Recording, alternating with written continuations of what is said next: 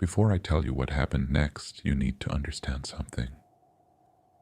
After I sealed the door beneath Eileen's grave, the tapping didn't stop. It followed me home. It waited in the corners of my room where the light couldn't reach. And by the time I realized it had learned the rhythm of my heartbeat, it was already too late to pretend the cemetery had left me alone. This is what happened the night the thing beneath the grave came looking for me. I didn't go back to the cemetery the next night. I told myself I needed rest, that I needed time to understand what had happened under Eileen's grave, that my leg still hurt where that thing had wrapped around my ankle, but the truth was simpler. I was afraid to see my own footprints again in the wrong places, afraid the soil would sink again, afraid the tapping would start again the moment I stepped inside. I spent most of that day sitting on the edge of my bed, staring at the wall, replaying every second in the chamber beneath the grave. The stitched mouths, the cold air, those symbols carved into the stone and into its skin. The way it mirrored my heartbeat, the pressure on my thoughts, the footprints that didn't belong to me. I should have quit right then, called the city, told them I was done, walked away and never looked back. But fear doesn't always make you run. Sometimes it holds you in place, waiting for the next sound. And the next sound came just after sunset, when I was finally convincing myself I had imagined parts of it. It was a tapping. Not loud, not violent, just a soft, hollow tap, tap, tap on my bedroom window, perfectly spaced, perfectly calm, as if someone were politely trying to get my attention. My heart dropped into my stomach. My apartment is on the second floor. The window faces an empty alley, no balcony, no drainpipe to climb, nothing a person could stand on. I didn't move, didn't breathe. The tapping repeated, exactly the same rhythm as before. 3 taps, a pause, 3 taps, again. Something was asking to be let in. Without thinking, I lifted my hand to my chest, and the moment I felt my heartbeat quicken, the tapping outside my window matched it. Fast, frantic, echoing it, beat for beat. I grabbed my phone and turned on the screen, using the black reflection as a mirror, instead of looking directly at the glass. At first, I saw only darkness. Then a shape moved behind me in the reflection. Tall, thin, almost featureless, pressed close to the window, as if the glass were a thin layer of skin between us. My pulse spiked, and the tapping turned into a rapid, desperate stutter.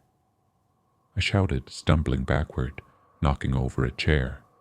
The noise must have startled whatever was there, because the tapping stopped instantly. Silence. I waited, shaking, staring at the reflection. But the shape was gone. When I finally got the courage to look directly at the window, there was nothing outside. No footprints on the sill, no smudges. Just the faint outline of a handprint, long fingers, too long, fogged into the glass. From the outside, I closed the curtains and didn't sleep. The next morning, I did something stupid. I went back to work. Pretending everything was normal was easier than being alone with that handprint in my mind. Petru was back on shift, wrist in a brace, already complaining about teenagers breaking candles and foxes digging near the newer graves. He looked at me with genuine concern when he saw my pale face. "You look sick," he said. "Did something happen yesterday?" I opened my mouth. I should have told him everything, but then I remembered how the candle on Eileen's grave had leaned toward the headstone, how the wax had formed a shape like the symbols in the chamber, how the footprints had appeared and disappeared. If I had told Petru any of that, he'd go to the grave, open it, and something deep in me felt, not thought but felt, that the door would open easier for him than it had for me. So I lied again. Didn't sleep well. He nodded, bought it instantly, and handed me the keys. Do a lap through the old section. Make sure the lower gate's still locked. I'll handle the new plots. My stomach twisted. The old section, Eileen's grave, the buried door, the footprints. But I didn't argue. I took the keys, walked the gravel path, and tried to breathe normally. In daylight, the cemetery felt smaller, almost harmless. Birds hopped between crosses. Sunlight glinted on metal fencing, and yet, as I approached the older row, the air thickened, as if every stone held its breath the moment I stepped near. Eileen's grave looked normal, level, undisturbed, too normal. The soil was smooth, unnaturally smooth, as if someone had polished it, and the iron fence around it. Yesterday, one of the sidebars had been slightly bent where the tall shape had stepped over, but now it was perfectly straight, repaired, or replaced. I crouched and touched the soil. It was colder than the surrounding ground, ice cold, as if the earth beneath hadn't seen sunlight in 1,000 years. Then I noticed something that made my mouth go dry. Someone had placed a new candle at the head of the grave. Not one of ours. We only use thin yellow chapel candles. This one was thick, white, carved. No, not carved. Etched. The wax had the same circle and line symbol pressed around the base. The same design etched into the chamber walls. The same scars on the thing's skin. Someone had lit it recently, maybe minutes before I arrived. The wick was still smoking. Every instinct screamed run, but a different instinct, quieter and more dangerous, made me take a step back, scanning the graves. That's when I saw the man. He was standing 3 rows back, half hidden behind a stone angel, watching me without moving. Tall, thin, coat too long, clothes too old, hair too dry like brittle straw. His face. I couldn't see it clearly, but I knew it wasn't right. The way the shadows clung to where his eyes should have been made me feel like I was being looked at from inside my skull, rather than outside. He didn't blink, didn't breathe, didn't shift his weight. And the moment my heartbeat spiked, his head tilted a fraction to the left, as if listening to the rhythm inside me, just like the thing beneath the grave. No, worse, like an echo of it, a piece of it wearing a human shape. The tapping began again, faint at first, like fingers brushing stone, then louder, sharper, coming from somewhere behind him. No, from inside him.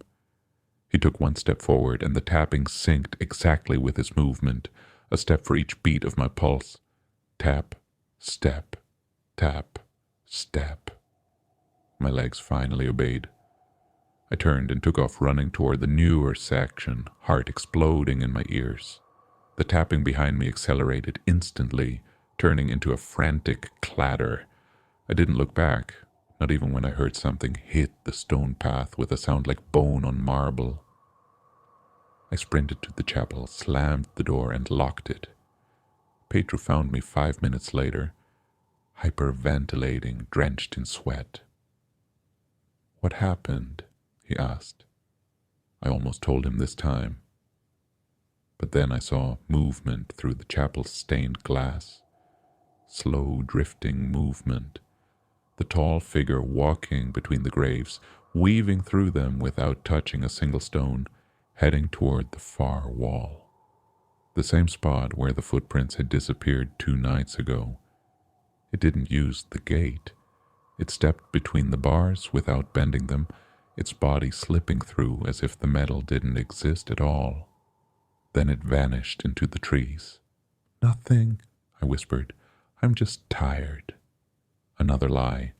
The day dragged on. I kept expecting the tapping to start again. It didn't. Not until night. I was brushing my teeth when I heard it outside the bathroom door. Tap, tap, tap, tap. My pulse froze. The tapping matched it. I opened the door slowly. Nothing. Empty hallway. Then another sound drifted in from the living room, a soft, dragging step, like a bare foot sliding across my floor. I stepped forward, hand shaking around my phone flashlight. Something stood in the corner of my living room, half hidden in shadow, tall, too tall.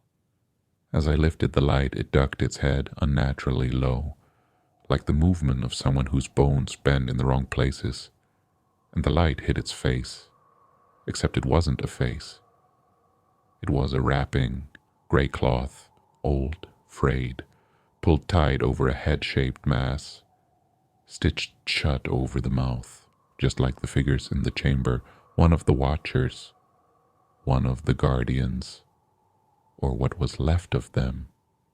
It took a step toward me, and the cloth over its face bulged outward, as if something underneath pressed against it, trying to speak through the stitches.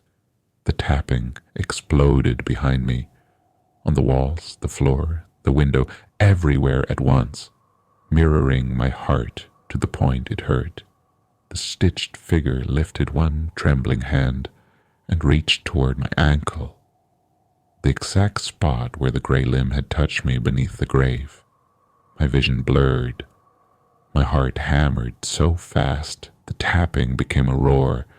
Something inside my chest felt like it was being pulled downward, squeezed by cold fingers. I dropped to my knees, choking. "Stop," I gasped. "Please, stop." And it did, instantly. The tapping cut off. The pressure vanished. The guardian froze mid-step.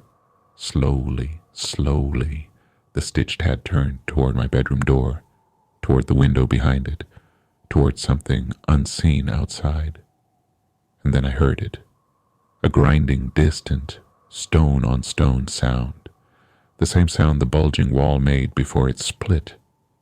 The door under the grave was opening by itself. I don't know how I knew. I just felt it, like a vacuum pulling at my thoughts. The stitched guardian lurched backward suddenly, twitching violently, as if yanked by invisible strings. Then it collapsed into the corner, limp, like whatever animated it had been ripped out. I crawled backward, adrenaline flooding every nerve. The grinding outside grew louder. Something was climbing the path from the cemetery, not the watcher, not the guardian. The real one. The one behind the wall. The one with the symbols carved into its skin. The one whose heartbeat tried to replace mine. It was coming here.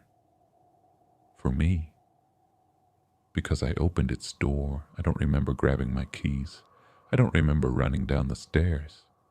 I only remember the tapping starting again the moment I stepped outside, coming from every direction at once. My heart beat, echoing through the night. I ran until my lungs burned, until the cemetery lights were far behind me, until the tapping faded into a low, distant thrum. I'm writing this from a cheap roadside motel, 2 towns away, with the curtains pinned shut and every light on. I don't know what happened to the stitched guardian's body. I don't know if Petru saw anything today. I don't know how long I can stay here, because as I write, I can feel it again. Not a sound, a pressure, a faint knock from deep inside my chest, counting down, counting hours, counting distance, counting how long it will take the thing I freed to find me. I opened the grave. I opened the door. And now something older than the cemetery is following the one heartbeat it learned how to copy. Mine. I don't know how far I can run before it finds me again, or if there's anywhere left that it hasn't already reached. But I do know one thing.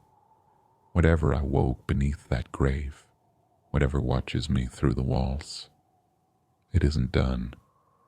And the tapping, it's getting louder. If I survive the next night, I'll tell you what happened next.